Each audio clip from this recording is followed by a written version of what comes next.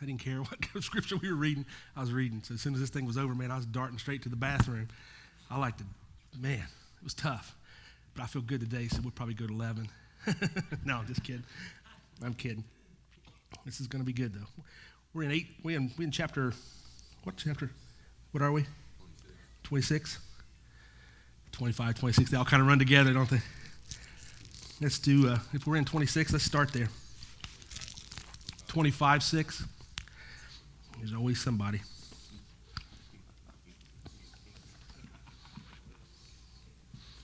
Because 25 is 55 verses. 25, what was it? 25, there we go. We're halfway done then. Let's go. Hey.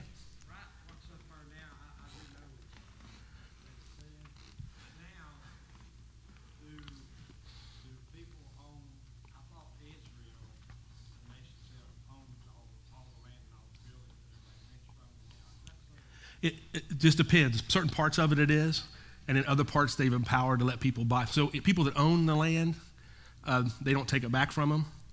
But the people now today there that buy now, it goes to Israel. They actually rent. So.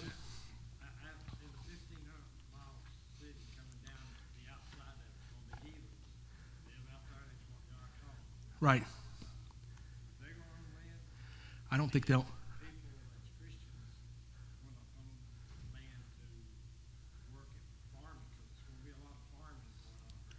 Right, and I think that's really the big challenge we're facing right now over there is who owns that strip of land.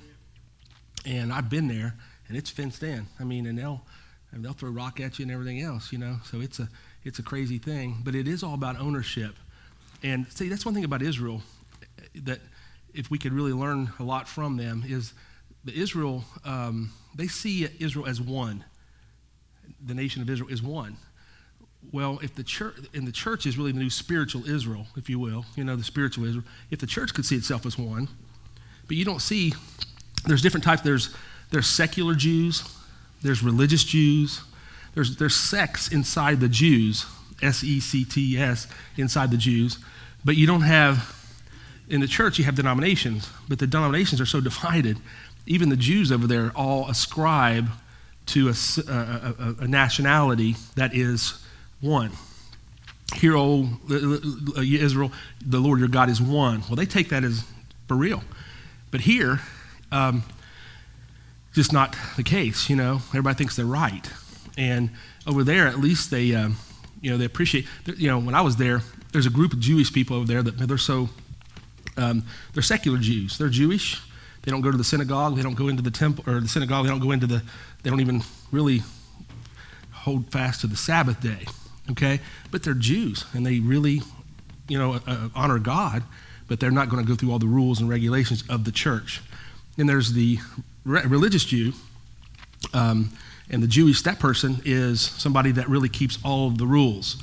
In fact, I mean, like today, that's Sunday morning here, but from sundown to sun morning, evening and morning starts, the evening starts the Sabbath, goes and ends the next day at sundown. Well, they don't even carry briefcases over there on wheels, and on that day they don't even wheel those things.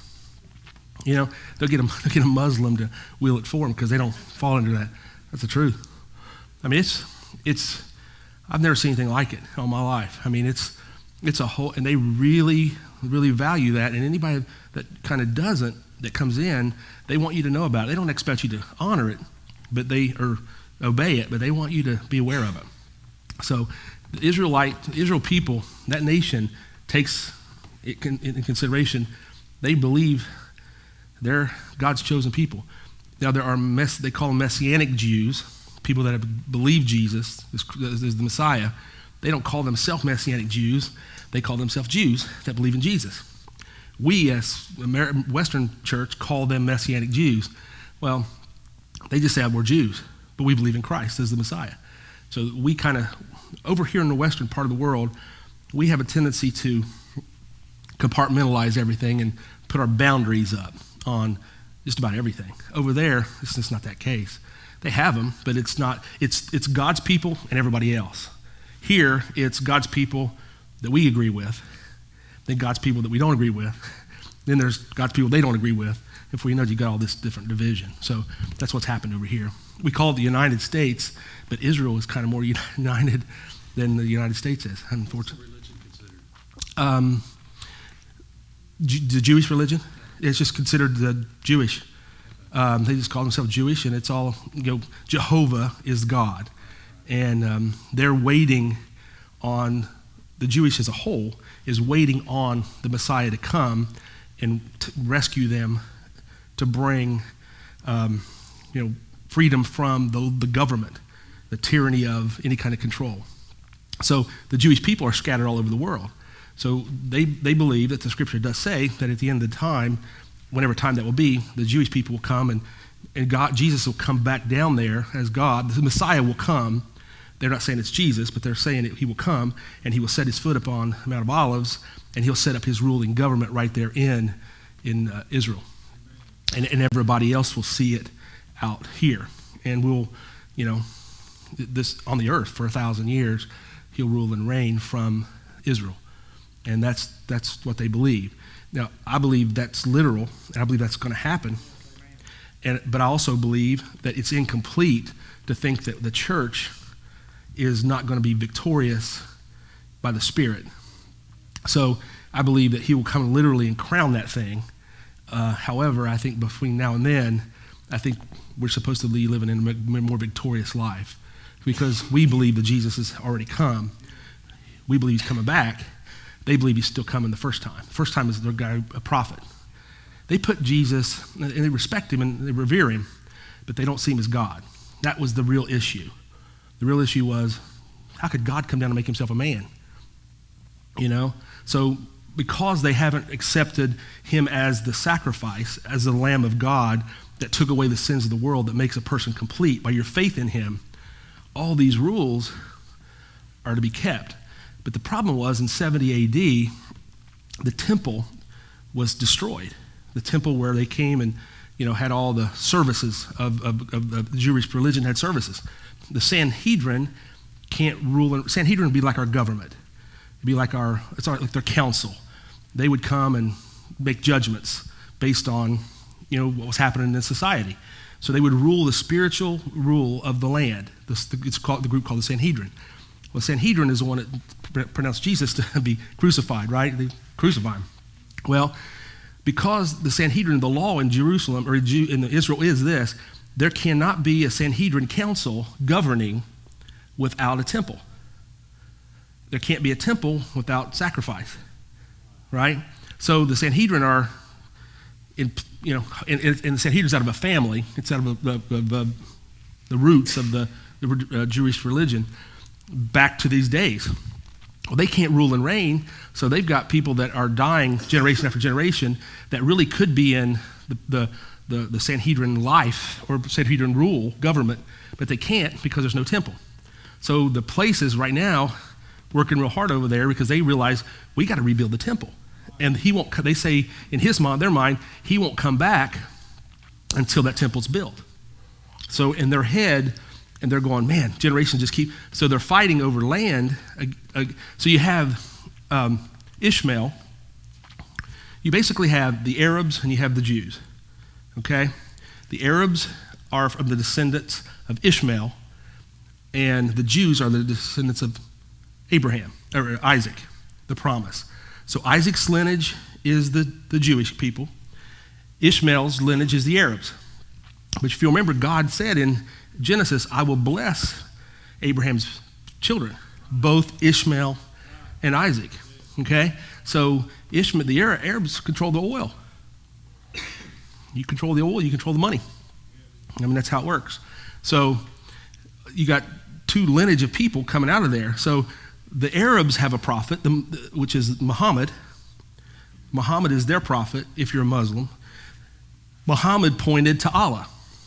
Jesus, they think, is a prophet. Jesus reported to Jehovah God. So there you have the two branches that come out. And from that day on, they've been fighting and warring for possession. The Jewish religion, which is under Jehovah God, Christ being in their mind, the prophet, is love and peace and joy, that kind of religion, turn the other cheek.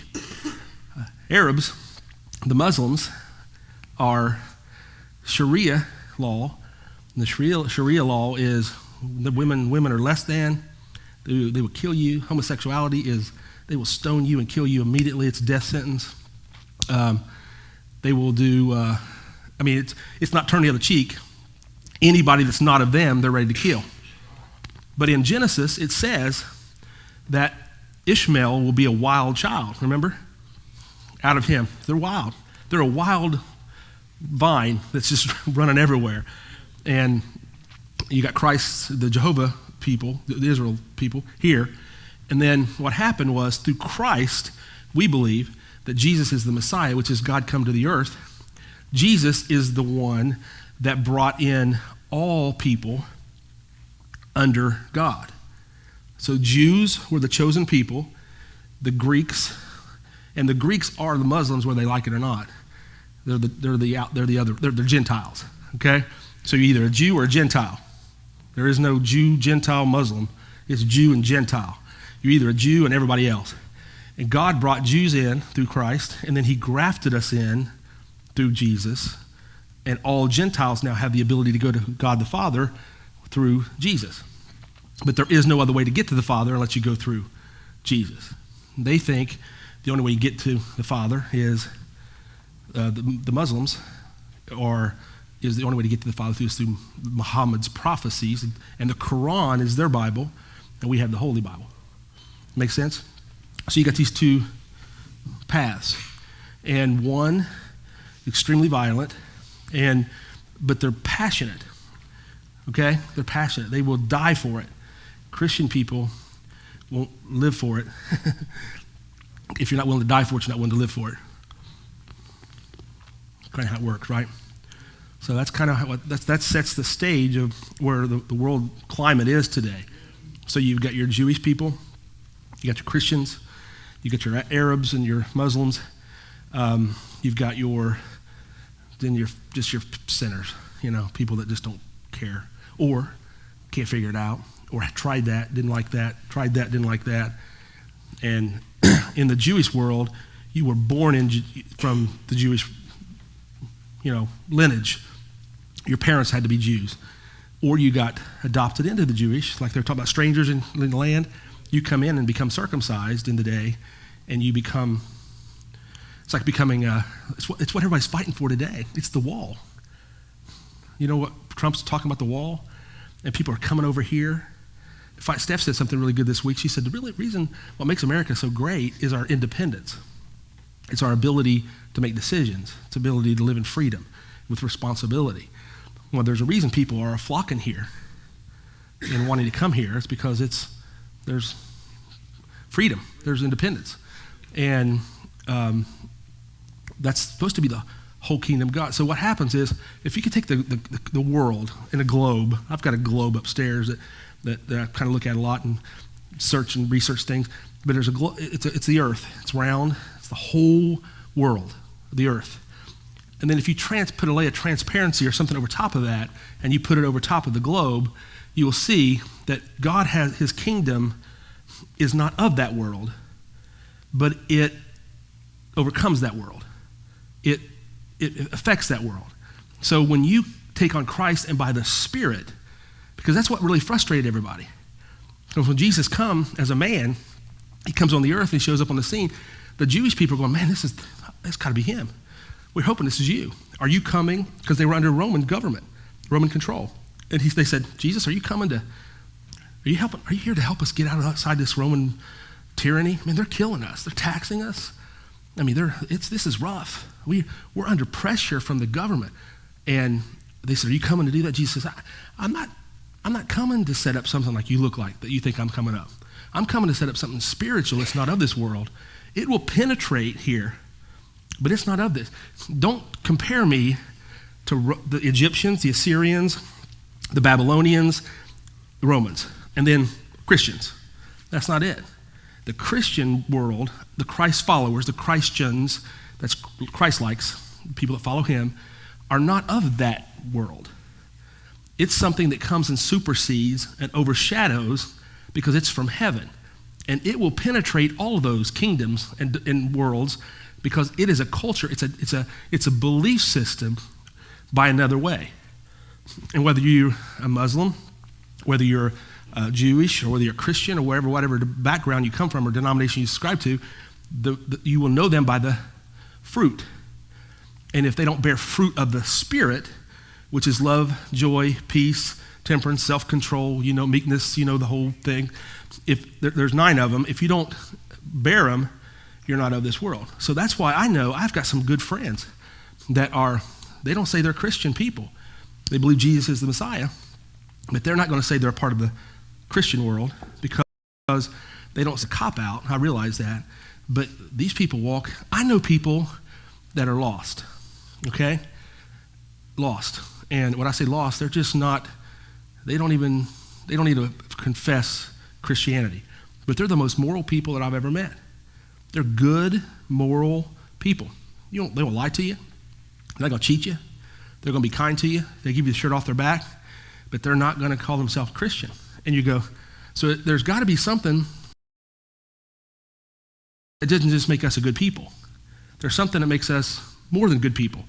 And Jesus came to make that an example, to demonstrate that to a society that didn't know. That's why Nicodemus was a teacher. He was a rabbi. This guy was a Pharisee. This guy he knew his stuff. So Nicodemus was there one night. He came by night because people were questioning Jesus. But he saw Jesus healing people. He was bringing love. He was bringing compassion. He was see people in a mess, and he would just fix them right on the spot. Man, I love you. I'll fix you. Well, Nicodemus comes to him by night because he knew if he came by the day, people are going to go, oh, here's a teacher of the rabbi coming during the daylight. What's going on here? So Nicodemus came by night. He came secretly. And he came to Jesus. He says, you have to be from God. You have to be from heaven, or you couldn't do the things you're doing. Well, it wasn't the things just that he was saying. He would say the things, and he would demonstrate the things that he said. He backed them up. The church today is lacking power. We have, at this point, lack power, but we've had the good message. But the message of the gospel is power. Does that make sense? It is power. So if we don't have power, we obviously don't have the perfect message. So somehow our message has been laced with a lot of us because Paul said it this way. He said, the message of the gospel, he said it this way, the gospel is the power of God unto salvation. It is. So the gospel is power, like wet is to water, like skin is to flesh. You can't separate them. It's just impossible. So anybody that is walking in the revelation of Jesus is actually walking in the power. And I don't know very many people that walk in the power, But now Jesus, in his demonstration, he went into his own country, his own area, Nazareth, and he couldn't heal anybody. But a few sick people. There was thousands of people there, and nobody was getting healed, set free. And they looked at Jesus, and Jesus says, hey, a prophet is without honor in his own country. In other words, you all know me too well. You're questioning me. And you're not respecting me and honoring what I have and who I am, so you're not getting the benefit of that, okay? And then he said this, he said, the prophet's without honor in his own country. He said, but the traditions of men have made the power of God or the word of God ineffective. In other words, you guys practice your program, you practice your system, your structure, you practice all of the rules to try to be right, but you don't understand that there is a spirit, this heart, that can make you right. And all these things don't have to be kept because you just don't do those things. So the battle has always been, is my behavior what I'm trying to conquer, or is it the intent of my heart? And so it's always been that way. It's always been, man, if I could just quit doing that, or I could just start doing this. So the church has preached the message of obedience for the last couple thousand years. So people have been trying to be obedient to what we know is right. Their intentions aren't wrong. The problem is we can't do it by the acts of just trying to do better. by the power of God that you can even do right. And then when you change the way you believe and the way you see life, then you become, your behavior changes. Let me give you an example, and we're going to, might end up just ending it here today, but because I'm really finishing all this. I'm really telling you what that tells you. I'm just giving it down in our own words. But here's what it boils down to. I knew a guy, and this was a good example. The guy grew up as a kid into a family where he called this lady mom, this lady dad, or this man dad, okay? This was mom and this was dad. So he grew up that way. That's all he knew. He gets to be like 30 years old, and he finds out that that wasn't his mom and that wasn't his dad. They love him like that. They adopted him into the family. Legally, he has their name, last name. It's just that clear, okay? But something happened to him when he realized, man, who are my roots? Who's my biological parents? He started inquiring of that. Because once he realized they didn't give birth to him, even though they raised him for 30 years, he wanted to know, who's my DNA? They are not his DNA, even though he took on their culture. Because all he knew growing up was their home, their family reunions, how to think. Here's how we act in our house. Here's your name. And he just got that in him. So he gets 30 years old and somebody leaks it to him that you think that the lady that you think is your aunt, or I think lady you think is your sister, is really your mom. And he went, oh my God, you got to be kidding me. So for 30 years, he had been living in his mind, no, it wasn't a lie, because we brought you in. We treated you like our own. We adopted you. You have our name. I have a birth certificate, and I have court papers that say you're here, you're ours. So he's going, man. So he was confused. So he had to recognize that the sister, which really is his mother, that gave birth to him, he grew up in the same home as her being a much older sister. Then he's going, man, I don't know how to reconcile all this. How do I reconcile it? Well, then he wanted to know who's the father, who's my dad, who gave me, who's my biological father. So he goes on this quest to find out who this father was. His father was with this young lady, his sister, which is really his mother. You guys tracking the story? When he was, because I'm telling you, this is a lot of people's story right now. And so what happened was he tracked him down, but they had just dated in high school. So it wasn't like they were out crazy being crazy. I mean, she was 16, 17 years old, got pregnant, and they didn't want to abort it because the family was a Christian family. So the parents take him in, and they raise him just like his own. Didn't want to bring reproach on her. They didn't want to make that guy stay into this because it was a mistake on his end, they thought. So he goes out and graduates college, gets married, has his own family. So 30 years later, this guy finds out who his dad is. This guy's got a whole family. This guy's extremely, extremely, extremely wealthy. He doesn't live around this neck of the woods. He's very wealthy. He's got his own family. So when he knocks on the door or makes the phone call and introduces himself as, I'm your son, the father immediately knew that, pulls him in, and makes him a part of the family. So when his biological father passed away, he ends up inheriting a lot of the inheritance just like one of the other kids. Make sense? But for 30 years, he didn't know that even existed.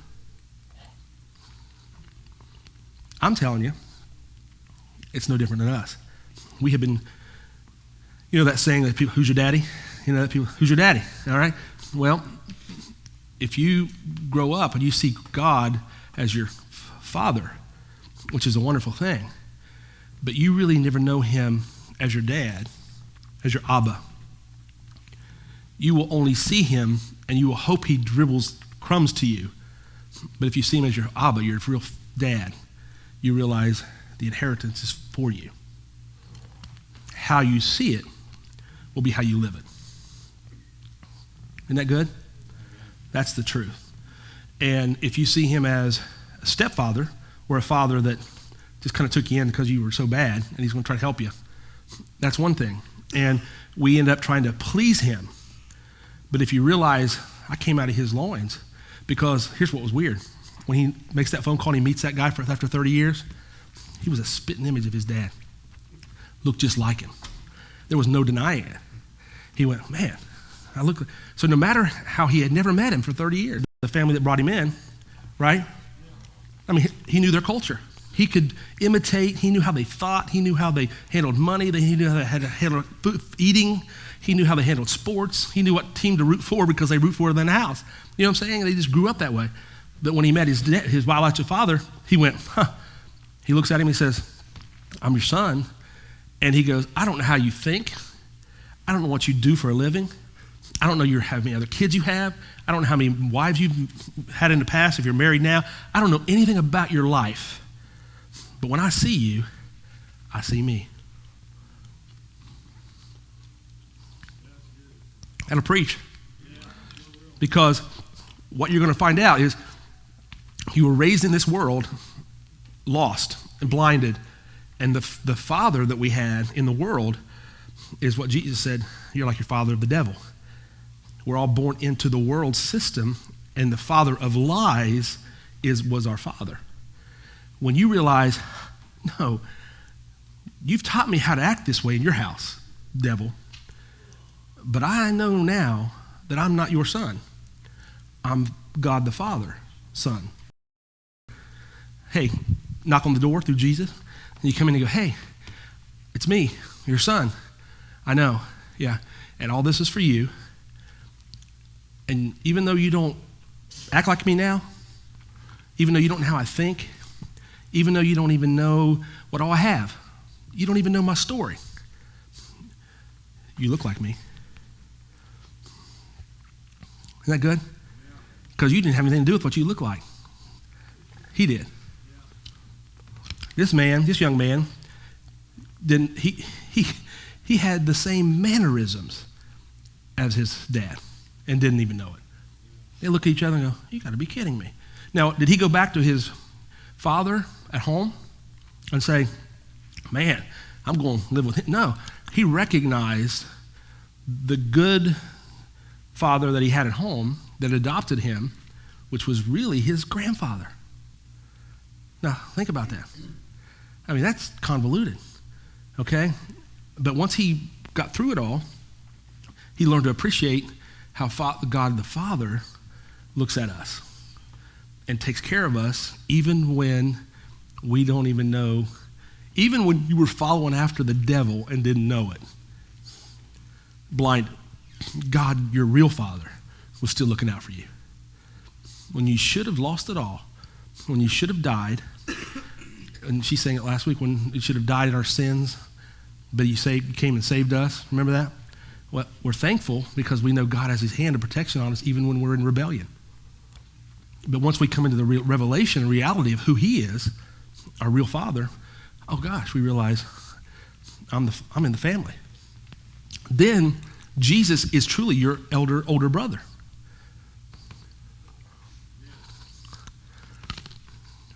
Isn't that good? Because the elder brother gets the blessing from the father in the Jewish religion. That's what it's supposed to. But do you remember when Jacob was laying hands, or it's actually Isaac was laying hands on Jacob and Esau, and he switched the blessing, the birthright? So now the younger son gets the blessing, and the older son gets the birthright, but the blessing is passed on to the younger son. So the birthright came through Jesus, but the blessing came upon us.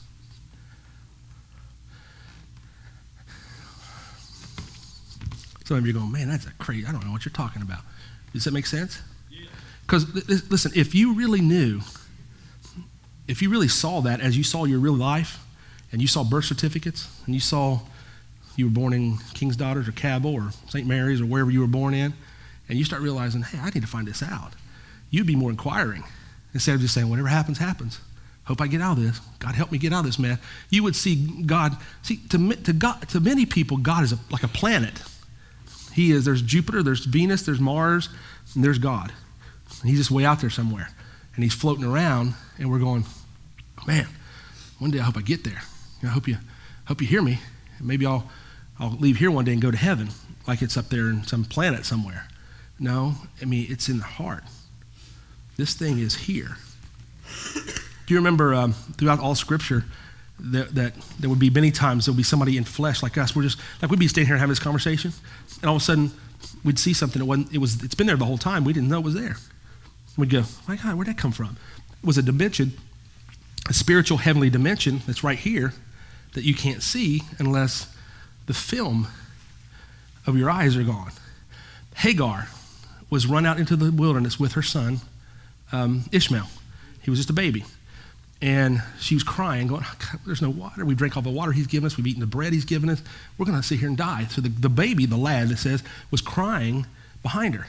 And she was weeping, crying to God, going, you going to let us die out here? God, I don't know what to do. My son's dying. He's crying. He don't have any water in it. And the Lord said, I'm going to bless your son. Out of him, he's a prince. And then he says this. He says, look up your eyes. She looks out, and there was a water fountain, a fountain of water, springing up from the ground right beside him. Now, do you think that water fountain all of a sudden showed up? Or was that water fountain there and you just didn't see it? I believe the water fountain was there and you just didn't see it. Right? Now, I'm not saying God can't bring a water fountain up, but in my experience has been, I mean, how many of you have looked back on your life and you end up working at a place, meeting a person that you drove by that thing 5 or 10 or 15 years ago, and you look at it and you go, man, I drove by that place and didn't even know that thing was even there. And you find out, now you're frequenting it. You know what I mean? I used to drive over here all the time. I park on this parking lot sometimes. I didn't even know the name of this church. Years.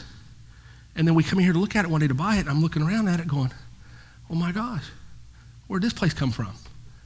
Didn't even know it was here. Have you guys not ever done that? Have you not met somebody that you met like 15 years ago or 10 years ago or 5 years ago, and now they're a part of your life, and you go, did we meet? We met back then?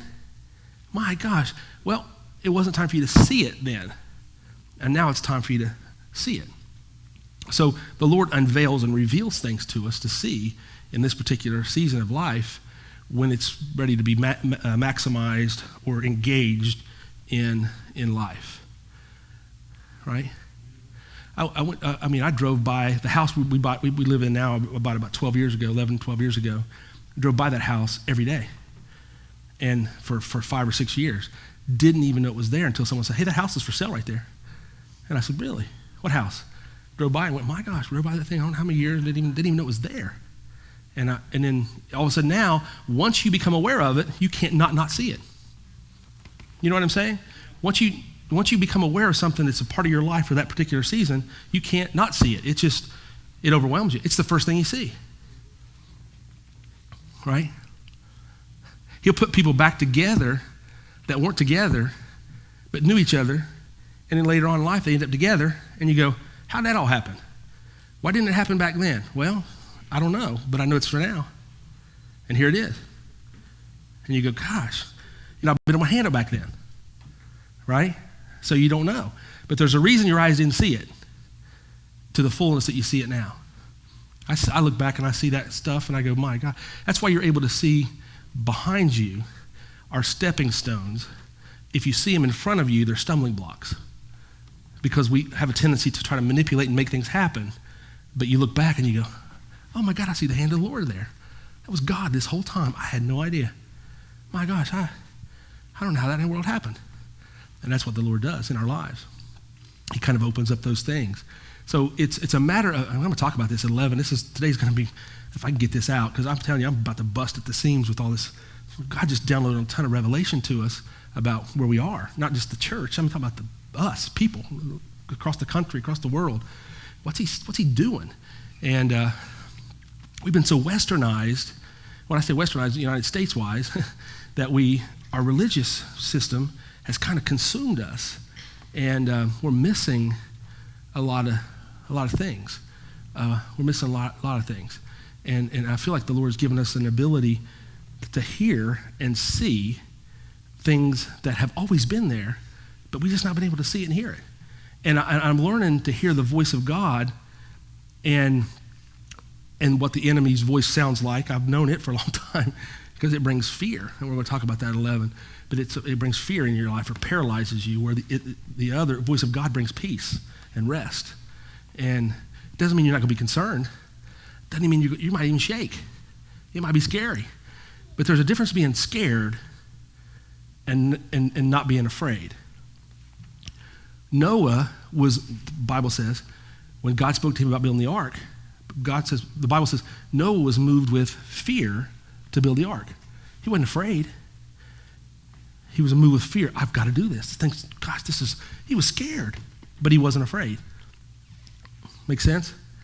And afraid brings worry. Now I'm getting into my 11 o'clock thing here. It brings worry and anxiety, And that's where a lot of people kind of are living. And I'm going to cover all this at 11. It's going to be good. I just think that what we got to do is we've got to come to the place that it's not about your rules and your behavior, but it's not about just doing anything. It's about allowing the Spirit of God or God himself inside of you to open up your heart and open up your mind and your eyes to see a world that you didn't know existed. And once you see it, you go, oh my gosh, how could I have been so ignorant all these years? And the more you see, the more you explore. Okay? I took Caden in there was this abandoned house, and it was actually next door. And Caden and I walk in, and he didn't know the layout of the house, so I'm walking in the front door, and he's beside me, or I'm in the side door, and he looks in, and next thing you know, he's taking like 5 or 6 steps into this place. And I said, whoa, come back, you're not getting it, because you know once you get hurt in here, this is not good. And but once he got inside the door, he wanted to explore. He wanted to get the feel of how the thing happens. Before you know it, man, you just take ownership, right? Well, that's us in the kingdom.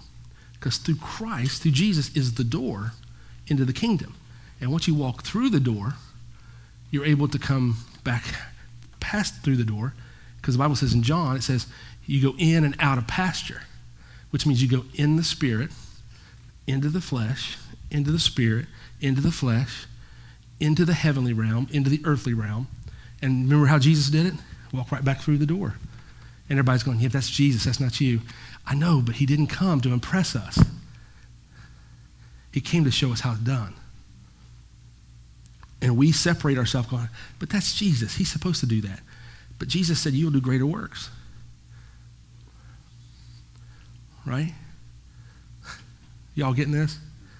This is the crux of Christianity. Because there's too many people living below,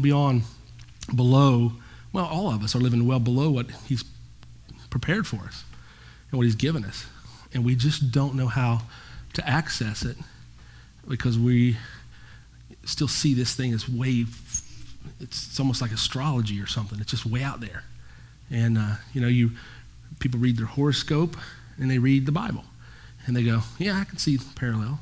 But it's personal. It's up close. Because the reality of it is, God is your father. You just didn't know it. Jehovah is your father, and you didn't know it. The devil lied to you as you were growing up and showed you his culture, his ways, and you followed him. We all followed him. Then one day we realize we're in a mess, and God comes and knocks on your door and says, you've been living under a lie. Now come over here. I'm your father, and all I have for you, I died for you to give you all this. You go, whoa. Now, you don't abandon the world because you were living in it. You just ascribe to a different father. And now that you're living for this father, under this father, in this relationship, you know who you are, it changes things. A good example of this is you've got your England. Because, see, the Western church doesn't understand the kingdom or monarchy or theocracy. We're democracy here, a republic. We don't understand that. So everything's voted on. Everything's majority. What's your opinion? What do you think? Well, in England, like Gerald was just saying, in Israel, in England, all the land is owned by the queen. Okay? The royal family owns the land. You just get to live there. In Cherokee, where Steph is from, the reservation, the nation, the tribal nation owns the land. I'll deed it to you. You can have possession of it, but you can't sell it. It goes back to us. We get the first right to sell. We approve who sells that thing, or who you sell that to. So you really don't own it. You have title to it, but you steward it. That's over there. So then out of England, the queen, and there comes Prince Charles. It's her son. Charles is the heir to the throne, right? Now, he got 2 sons, and the oldest son is going to be, when Charles becomes king, he becomes prince. He's already a prince, but he becomes next in line to the king, the throne. See what I'm saying? So this kid grows up. I mean, when he got married, everybody in the world saw his wedding. He had a baby, and there was thousands and thousands of news cameras outside the hospital, and him and his wife come out and hold a little baby. Because this baby is what? This wasn't just any old baby. This baby's got the royal blood flowing through his veins. So when I go and be this baby in 50 or 60 or 70 years, one day will be the king of this whole, he'll own the land. And this baby don't even know he's going to own the land. You see what I mean? If you could see that the earth is the Lord's and the fullness thereof, all of it is the Lord's, you realize your dad, your father, owns a cattle on 1,000 hills. Your father owns the earth. And you realize, my God, and it's not a matter of him just deciding to give it to you. It's a law. It's already in motion because it's a spiritual law that goes to the Son. Right? So he carves off a piece of your world, your life. It's 1032. Your world, your life. And he says, here is the title deed to your influence. Now rule it, run it, live it from the royalty.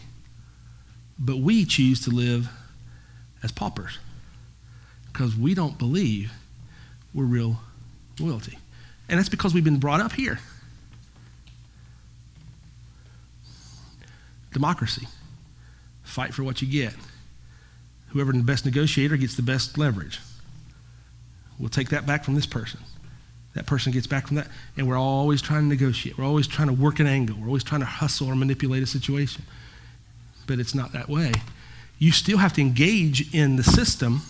You just know that it's unfair to everybody else because you're part of the family.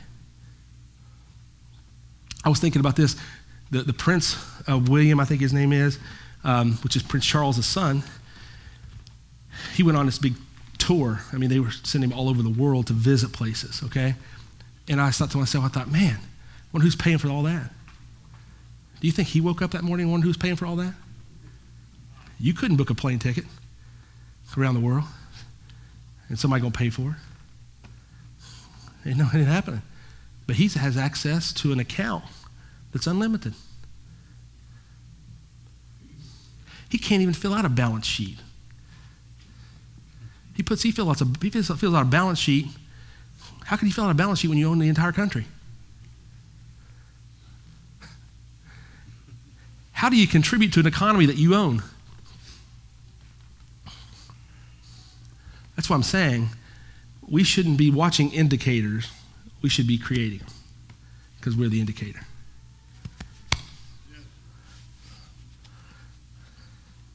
You go, well, that's awful arrogant. I didn't say it. That's what they said about Jesus too. Who does he think he is? Arrogant. Walk in here and say he's Son of God. Ain't nobody the Son of God. No, he's Son of God. And then he backed it up with the things he did. The problem with today is that the church can't back it up, but so we say it, people just laugh at us. Oh yeah, really? Well, how come that didn't work out for you? But then again, Jesus died on the cross. And everybody thought the same thing about him. Well, we thought he was the one, even his own people said, he thought he was coming to set up the kingdom. Well, maybe there'll be another one come after him. And next thing you know, he pops up out of the ground. showing himself to him for 40 days, going, I'm the one, touch, see, feel, I'm here, I'm the one. I had to do that so you could inherit everything, because if I didn't die, the inheritance couldn't come to you, because without a death, there is no inheritance.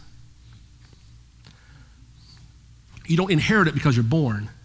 You inherit it because somebody died. Selah. See you at 11.